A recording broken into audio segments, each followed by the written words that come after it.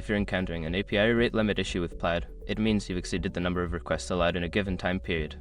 Here's a quick guide to help you resolve this issue. Step 1. Understand rate limits. Familiarize yourself with Plaid's API rate limits.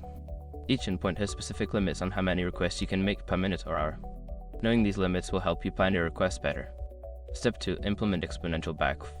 When you hit a rate limit, implement an exponential backoff strategy.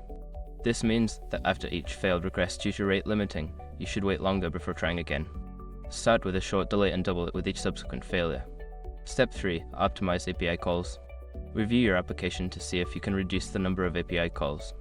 Combine requests where possible and avoid making unnecessary calls. Caching data locally can also help minimize requests to the API. Step 4. Monitor usage. Don't continue before doing this. A lot of online accounts end up exposed in breaches without people even realizing it. Use Isort to constantly monitor your email and accounts and get alerted immediately if your information gets leaked online. It scans billions of breach records 24/7 in the background. And honestly, for a few dollars a month, it's something everybody should probably have. Link in the description. Step 5. Contact support. If you consistently hit rate limits despite optimizing your usage, consider reaching out to Plaid support. They may offer solutions or adjustments based on your specific use case and needs. By following these steps, you should be able to effectively manage and fix the API rate limit issues with Plaid. Remember to always stay within the guidelines to ensure smooth operation.